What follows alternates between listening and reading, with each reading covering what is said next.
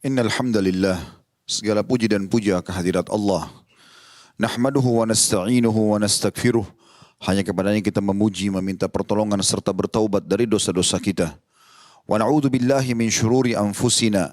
Dan hanya kepada Allah pula kita meminta agar dijauhkan dari keburukan-keburukan diri kita. Wa min sayyiati a'malina, dan dari segala dosa yang pernah kita lakukan. May yahdihillahu fala mudhillalah. Barang siapa yang telah Allah berikan petunjuk maka tidak akan pernah sesat selamanya. Wa may yudlilhu fala hadiyalah. Dan barang siapa yang telah Allah sesatkan maka tidak akan mendapatkan petunjuk selamanya. Asyhadu an la ilaha illallah wahdahu la syarikalah wa asyhadu anna Muhammadan abduhu wa rasuluh. Saya bersaksi tiada Tuhan yang berhak disembah kecuali Allah dan Muhammad benar-benar hamba juga utusannya. Allah mengingatkan dalam kitabnya, qala Allah Ta'ala, ya ayyuhalladzina amanu taqullaha haqqa tuqatihi wa la tamutunna illa wa antum muslimun. Hai sekalian orang-orang yang beriman, tunduk dan patuhlah kepada satu-satunya pencipta segala sesuatunya yaitu Allah. Sebenar-benar patuh dan tunduk dan janganlah kalian meninggal dunia kecuali dalam keadaan Islam. Di ayat yang lain juga Allah ingatkan, ya ayuhan nasu taqu rabbakumul ladzi khalaqakum min nafsin wahidah wa khalaqa minha zawjaha wa batha minhuma rijalan katsiran wa nisaa wattaqullaha alladzi tasaaluna bihi wal arham innallaha kana 'alaikum raqiba.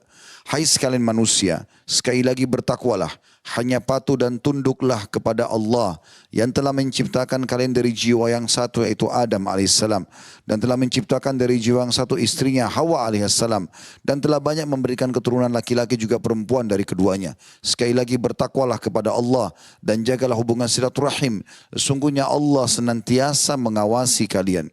Di ayat yang ketiga juga Allah mengingatkan, ya ayyuhalladzina amanu taqullaha wa qulu qawlan sadida yuslih lakum a'malakum wa yaghfir lakum dhunubakum wa man yuti'illaha wa rasulahu faqad faza fawzan 'azima. Hai sekalian orang-orang yang beriman, sekali lagi bertakwalah, hanya patuh dan tunduklah kepada Allah. Halal yang Dia halalkan dan haram yang Ia haramkan, yang boleh hanya yang Allah bolehkan dan yang tidak boleh yang Allah larang. Dan ucapkan kalimat yang benar, niscaya Dia akan memperbaiki amal-amal perbuatan kalian, mengampuni dosa-dosa kalian. Barang siapa yang mentaati Allah dan Rasulnya, dia telah mendapatkan kemenangan yang besar. Amma ba'd fa inna asdaqal hadithi kitabullah. Kita tahu sebaik-baik rujukan umat Islam dalam segala lini kehidupan mereka, terutama ibadah, yaitu kitabullah, Al-Quran. Wa khairu hadyu Muhammadin sallallahu alaihi wa ala alihi wa sahbihi wa sallam. Dan sebaik-baik petunjuk adalah petunjuk setelah Al-Quran, petunjuk Nabi besar Muhammad sallallahu alaihi wa ala alihi wa sahbihi wa sallam yang dikenal dengan As-Sunnah. Wa syarrul umuri muhdatsatuha. Dan seburuk-buruk perbuatan terutama dalam ibadah yang tidak punya rujukan wahyu Al-Quran dan Sunnah. Fa inna kulla muhdatsin bid'ah. Semua ibadah yang tidak punya rujukan wahyu dikenal dengan perbuatan baru dalam agama, inna bid'atin dhalalah, dan perbuatan baru itu akan membawa pelakunya pada kesesatan, dan dalam final kesesatan akan membawa pelakunya ke dalam api neraka. Saudaraku seiman rahimani wa rahimakumullah. Ada satu surah dalam Al-Quran yang sangat pendek dan seluruh umat Islam bisa kita bahasakan seperti itu, menghafalnya. Hanya saja sedikit di antara kita yang merenungi makna dan kandungan pesan Allah dalam surah tersebut, yaitu surah Al-Asr. Bagaimana di sini Allah Subhanahu wa taala menekankan sekali agar setiap muslim secara khusus dan umumnya manusia tidak menyia-nyiakan waktunya. Dan bagaimana selama hidup di dunia ini dia harus memaksimalkan waktu yang sudah Allah berikan kepadanya, tepatnya umurnya, lalu kemudian terinci dalam bentuk hari, bulan, jam, detik dan seterusnya. Jadi judul khutbah Jumat kita insyaAllah pada kesempatan ini adalah maksimalkan waktumu hai muslim. Allah berfirman, a'udzubillahi minasyaitonirrajim wal 'asr. Demi masa atau demi waktu. Dan ulama mengatakan Allah tidak menggunakan waw kasam atau waw sumpah di sini, kecuali yang datang setelahnya adalah hal yang penting. Seperti misalnya Allah juga bersumpah wad-duha, demi waktu duha, wal-lail, demi waktu malam, wal-fajr, demi waktu subuh. Allah SWT mengingatkan selalu tentang masalah itu dengan sumpahnya. Lalu Allah mengatakan, innal insana lafi khusr. Banyak sekali manusia dalam keadaan rugi. Maksudnya menyia-nyiakan waktunya. Mereka hanya menggunakan waktu itu pada hal-hal yang minimal mubah dan terlalu berlebihan dalam mubah, apalagi dipakai dalam hal yang haram. Makanya Allah menekankan setelah itu illal ladzina amanu wa amilus shalihat, kecuali orang-orang yang menggunakan waktunya dalam beriman kepada Allah dan mengerjakan amal saleh. Ini yang tidak akan rugi dan akan kita rincikan pendapat para ulama berhubungan dengan masalah itu tentunya. Dan akhirnya Allah mengatakan watawassaw bil haqqi watawassaw bis sabr, maka saling menyampaikanlah wasiat penting ini, kebenaran ini, dan juga bersabarlah dalam mengisi waktu-waktu kalian dengan ketaatan kepada Allah. Saudaraku seiman, Abdullah bin Mas'ud radhiyallahu anhu pernah menyampaikan tentang masalah pentingnya waktu ini, dan beliau berkata, ma nudimtu au nadimtu ala syai'in nadmi ala yawmin gharabat syams naqasa fihi ajali walam yazid fihi amali. Artinya tidak ada yang pernah kusesali selain keadaan ketika matahari terbenam di hariku itu dan ajalku telah berkurang sehari namun amalanku tidak bertambah. Begitu juga Ibnu Qayyim rahimahullah berkata dengan statement yang menarik dalam masalah ini. Dia mengatakan idha'atul waqti asyaddu minal maut. Menyia-nyiakan waktu pada hal yang tidak bermanfaat, tidak mendatangkan rahmat Allah, tidak mendatangkan pahala, tidak akan meninggikan derajat di surga pada saat meninggal nanti atau menyelamatkan dari api neraka. Menyia-nyiakan waktu lebih berbahaya daripada kematian itu sendiri. Lianna idha'atul waqti taqta'uka 'anillah, karena menyia-nyiakan waktu akan memutuskanmu dari Allah, wad-darul akhirah, dan juga 'anillahi wad-daril akhirah, dan juga negeri akhirat. Wal mautu yaqta'uka 'anid dunya wa ahlaha, sementara mati hanya memutuskanmu antara kau dengan dunia ini. Hasan Basri rahimahullah pernah menyampaikan statement yang juga menarik dalam masalah ini. Dia pernah berzikir sementara ngantar jenazah. Jadi dia berzikir subhanallah, alhamdulillah, wa la ilaha illallah, Allah akbar, antara dia dengan Allah subhanahu wa ta'ala. Tapi rupanya ada seorang anak muda di sebelahnya yang mendengar zikirnya dia. Lalu kemudian bertanya, wahai imam, kalau imam seperti kita sekarang kiai atau ustadz, wahai imam, kenapa anda berzikir sementara antar jenazah? Seakan-akan anak muda ini ingin tahu apakah itu ada dalilnya atau tidak. Maka Imam Hasan Basri mengatakan nasihatnya, dan ini diangkat, dinukil oleh para ulama untuk menjadi pelajaran bagaimana beliau memaksimalkan waktunya. Maka dia mengatakan berzikirlah wahai anak muda, karena yang sedang kita antar sekarang sudah tidak bisa lagi berzikir. Oleh karena itu teman-teman sekalian, beliau juga pernah menjelaskan rahimahullah dalam statement yang lain, adraktu aqwaman kana ahaduhum asyahhu ala umrihi minhu ala dirhamihi. Aku menjumpai, kata Hasan Basri, kaum, maksudnya adalah para sahabat, karena beliau generasi tabi'in. Salah satu dari mereka lebih pelit terhadap umurnya daripada dirham atau hartanya. Dan juga bagaimana Nabi SAW memaksimalkan waktu dan memberikan contoh kepada para sahabat. Pernah satu waktu dalam hadis Bukhari dijelaskan, baginda Nabi SAW selesai salam mengimami sholat asar, kemudian tiba-tiba beliau berdiri dan melangkah dengan cepat sampai melewati pundak-pundak para sahabat.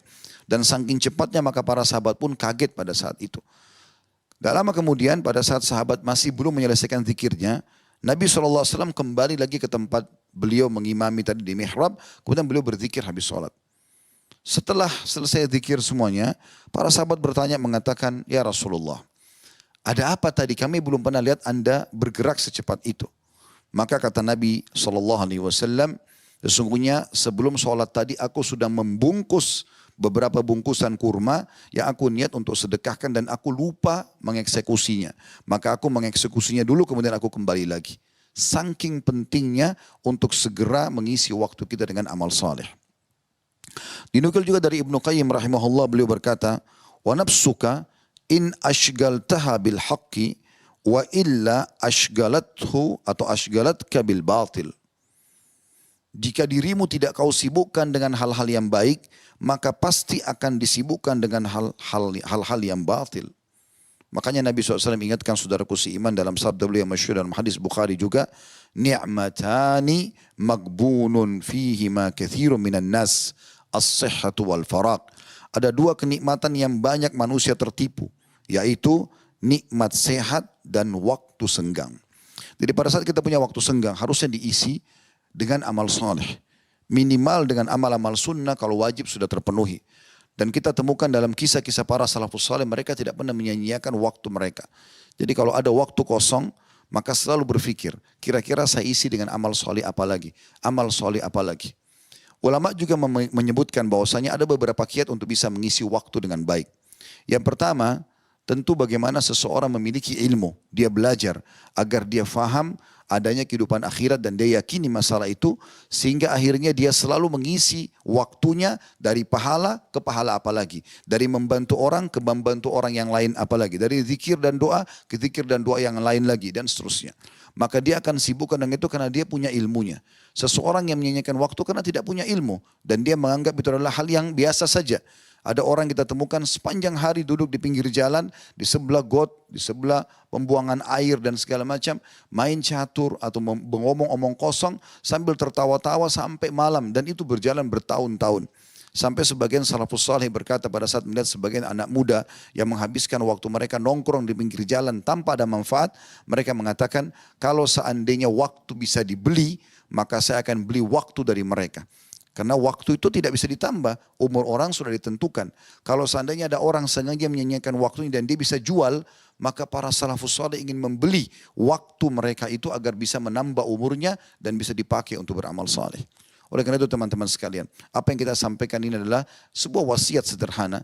Bagaimana kita menyibukkan diri dengan amal saleh, sibukkan diri dengan keimanan, selalu bertanya kebaikan, setelah itu kebaikan apa lagi, ya, dan pendekatan diri kepada Allah, pendekatan diri kepada Allah apa lagi, menjauhkan diri dari maksiat, menjauhkan diri ke maksiat yang lain lagi dan seterusnya. Bahkan ulama mengatakan pada hal-hal yang mubah pun itu seharusnya seseorang menghindari kalau sampai berlebihan. Pernah ada seseorang pulang dari pasar bertemu dengan Umar bin Khattab di jalan, kemudian orang itu memegang daging. Maka kata Umar radhiyallahu anhu bertanya pada orang tersebut, "Kau dari mana?" Dia mengatakan dari pasar. "Apa yang kau lakukan?" Dia bilang, "Saya beli daging." "Kenapa kau beli?" "Karena saya lagi pengen makan daging." Wasiat Umar ini hanya dipahami bagi orang yang memiliki ilmu. Maka Umar mengatakan setelah itu ini sebagai wasiatnya, "Apakah semua yang kau inginkan kau beli?" Artinya masa waktumu kau habiskan hanya sekedar memenuhi keinginanmu semuanya. Nah, di sini ada wasiat yang penting tentang masalah waktu. Artinya boleh kau makan daging, tapi jangan sampai hanya sibuk dengan itu saja. Ada orang sibuk dengan kuliner misalnya dari pagi sampai malam. Bahkan saya pernah temukan ada sebagian orang bercerita dengan bangganya kalau dia hanya untuk mengejar sebuah kuliner dia harus pergi keluar kota, bahkan keluar negeri dan pulang pergi hanya karena ingin menikmati makanan tersebut. Ini membuang-buang waktu pada hal yang sia-sia. Padahal baginda Nabi SAW mengatakan, cukuplah wahai anak Adam engkau memakan makanan yang bisa membuat tulang belakangmu berdiri. Artinya yang termudahkan. Bahkan kalau makanan pun dihidangkan depan mata kita, Nabi SAW wasiatkan kepada Salamah, anak dari istri beliau Ummu Salamah, ya gulam, wa kul mimma yalik. Setelah beliau wasiatkan harus baca basmalah pakai tangan kanan, beliau mengatakan dan makan apa yang dihidangkan di hadapanmu. Karena juga ini dihitung seakan-akan membuang-buang waktu. Saya pernah menghadiri sebuah majelis Syekh Abdul Razak Hafidahullah di Masjid Nabawi di Madinah. Kemudian beliau membahas pada saat itu tentang hikmah kenapa kita kalau keluar dari kamar mandi dengan kaki kanan atau dari WC kita membaca gufranak, pengampunanmu wahai Tuhanku. Padahal bisa saja orang di kamar mandi sedang tidak berbuat dosa. Mungkin memang maaf dia buang air kecil atau buang air besar. Ada hajatnya. Tapi kenapa kita membaca gufranak? Maka beliau menukil mengatakan, para salafus saleh mengatakan, karena dianggap bagian daripada butuh pengampunan dari Allah karena pada saat orang duduk di WC dan tidak bisa berzikir kepada Allah. Hanya karena pada saat di WC tidak bisa berzikir dianggap ada waktu yang sia-sia sehingga akhirnya dianggap itu adalah harus memohon ampun kepada Allah Subhanahu wa taala. Sebagian salafus saleh mereka kalau masuk di kamar mandi di zaman dulu, dinukil kisah-kisah dari mereka, mereka menyuruh anaknya untuk duduk di depan kamar mandi di satu ruangan dan membaca sebuah kitab dengan mengeraskan suara. Agar dia mendengarkan apa yang sedang bisa diambil manfaat padahal mereka sedang di kamar mandi. Bukan mereka yang membacanya, tapi orang lain yang membacanya. Supaya supaya waktunya terisi dengan hal-hal yang bermanfaat. Dan tentu kalau kita ingin bahas ini teman-teman sekalian akan sangat panjang sekali. Intinya kita ambil wasiat Allah Subhanahu wa taala dalam surah Al-Asr, bagaimana kita jangan nanti rugi dan menyesal. Dalam pepatah bahasa Arab dikatakan laita syababu yaudu yauman. Coba seandainya masa muda bisa kembali sehari saja, tidak akan pernah bisa terulang. Ada sebuah kejadian sebagai penutup dalam khutbah kita, saya merasa sendiri menyesal dan sampai hari ini mungkin akan terus saya sesali kenapa saya sempat menunda sebuah amal soleh dikarenakan hanya karena amal soleh yang lain, tapi syaitan bisa masuk di situ. Suatu waktu di Jakarta Selatan sini di Kampung Melayu saya ada pengajian, kemudian selesai pengajian pas azan duhur waktu itu. Saya keluar dari majelis taklim, kemudian ada seorang ibu kelihatan dari penampilannya bajunya kotor, gendong bayi, memberikan isyarat minta bantuan. Saya sudah niat ingin membantu sebenarnya. Hanya saja waktu itu pikiran saya berkecamuk antara bantu atau nanti saya ketinggalan sholat. Karena saya ingin mengejar sholat di saf awal waktu itu, takut ketinggalan takbiratul ihram pertama dan seterusnya. Sebagaimana kita sudah tahu keutamaannya. Maka pada saat itu saya mengatakan, Bu nanti ya setelah sholat. Kemudian saya pergi sholat, setelah sholat dia duhur, saya pulang. Subhanallah ibu itu sudah tidak ada di tempatnya. Saya naik ke mobil, kemudian saya keliling di sekitar pengajian itu 3 kali atau 5 kali saya keliling tidak temukan ibu yang sama. Waktu itu saya jadikan sebagai bahan muhasabah. Apa susahnya dan berapa waktu yang dibutuhkan hanya mengorek kantong, mengambil uang lalu berikan ibu tersebut. Cuma hitungan detik kemudian saya pergi sholat. Sehingga saya bisa meraih 2 kebaikan.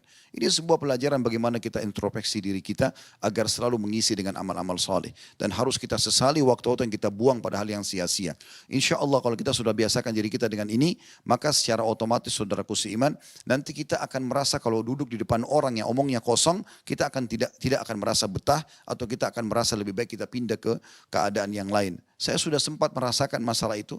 Kalau duduk dan omongnya sesuatu yang tidak bermanfaat, maka saya merasa gelisah. Rasanya apa manfaat yang bisa saya dapatkan? Itu akan muncul karena kita coba menerending diri kita dan melatih agar selalu mengisi pada hal yang bermanfaat. Aku qauli hada, saya sudah mengucapkan perkataan saya ini. Wa astaghfirullah li walakum, dan saya memohon ampun kepada Allah, beristighfar dan mengajak jemaah istighfar kepada Allah. Fastaghfiruhu innahu wal ghafurur rahim. Beristighfarlah kepadanya karena dia maha pengampun juga maha pengasih. Alhamdulillah wassalatu wassalamu ala rasulillah. Segala puji dan puja kehadirat Allah subhanahu wa ta'ala, juga salawat dan taslim kepada Nabi besar Muhammad sallallahu alaihi wasallam. Hari Jumat adalah hari yang mulia saudaraku seiman, dan Allah menjanjikan ada waktu mustajab. Ada 2 buah riwayat yang menjelaskan masalah itu. Yang pertama riwayat An-Nasai, kata Nabi SAW, Jumat ada 12 waktu dan tidak ada seorang muslim yang berdoa kecuali diijabah oleh Allah. Dan perbanyak doa di hari selepas asar sampai terbenam matahari. Riwayat Imam Muslim yang lain berbunyi, kata Nabi SAW, Jumat adalah hari yang mulia, tidak ada seorang muslim berdoa kecuali Allah ijabah. Dan fokuslah pada saat khatib duduk di khutbah kedua sampai diiqamahkan sholat. Oleh karena itu semua khatib yang memahami hadits ini pasti akan berdoa di khutbah kedua. Mari kita hadirkan fikiran hati kita untuk mengejar keutamaan berdoa dan waktu mustajab ini. Semoga Allah ijabah insyaAllah. Alhamdulillahirabbil alamin. Kami memuji Allah sebagaimana layak kau dipuji, sebagaimana layak kau dipuji sebagai pencipta. Kami memujimu sampai engkau ridho dengan pujian kami dan engkau jadikan sebagai tambahan amal saleh buat kami. Dan kami juga mengucapkan salam hormat kami kepada utusanmu Nabi besar Muhammad sallallahu alaihi wasallam sebagaimana engkau perintahkan kepada kami. Ya Allah, kami tidak berkumpul sini kecuali karena ingin menjalankan salah satu dari perintahmu, yaitu mengerjakan sholat Jumat. Maka terimalah amal saleh ini dengan pahala yang sempurna, dan terimalah seluruh amal-amal saleh yang pernah kami kerjakan, yang sedang kami kerjakan, dan akan kami kerjakan sampai menjelang ajal datang nanti. Ya Allah, kami telah berlumuran dengan banyak kesalahan dan dosa, membuang-buang waktu mungkin pada hal-hal yang tidak engkau ridhoi. Maka maafkanlah semua kesalahan kami dan masukkan kami dalam firman-Mu, ulaika alladziina yubaddilullahu sayyi'atihim hasanat. Mereka adalah orang-orang yang Allah ganti dosa-dosa mereka menjadi pahala. Kami mohon kepada-Mu bukan hanya engkau maafkan dosa-dosa kami, tapi engkau ganti ya Allah menjadi pahala. Ya Allah, ampunilah seluruh muslimin dan muslimat, mukminin dan mukminat yang hidup dan juga yang sudah meninggal. Ya Allah, jadikanlah negeri kami negara yang aman, tentram, damai. Seluruh umat Islam di bawah naungan ukhuwah Islamiyah, dan dalam hal ibadah mereka kembali kepada Al-Quran dan Sunnah. Dan siapapun yang menginginkan keburukan bagi negeri kami, bagi agama kami, bagi apapun yang berhubungan dengan keluarga kami dan harta kami, maka kembalikanlah budaya mereka kepada diri mereka sendiri. Rabbana atina fid dunya hasanah wa fil akhirati hasanah wa qina adzabannar. Ya Allah, berikanlah kami seluruh kebaikan di dunia dan seluruh kebaikan di akhirat, dan jauhkanlah kami dari siksa api neraka. Wassallallahu nabiyana Muhammadin walhamdulillahi rabbil alamin. Inna Allah ya'muru bil adli wal ihsan. Sungguhnya Allah selalu memerintahkan kita berbuat keadilan dan kebaikan. Wa yanha 'anil fahsya'i wal munkari wal baghi. Dan Allah larang perbuatan mungkar, perbuatan keji dan juga pelanggaran-pelanggaran. Ya'idzukum la'allakum tadhakkarun. Itu peringatan dari Allah, maka jadikan sebagai prinsip hidup kalian. Fadhkurullahal 'azima yadhkurkum. Ingatlah selalu kepada Allah, Allah akan ingat kepada kalian. Washkuruhu 'ala ni'ami yazidkum. Syukuri nikmatnya, dia pasti akan tambah. Wa la dzikrullahi akbar. Mengingat Allah adalah amal yang paling besar. Wa aqimis shalah, dan dirikanlah salat.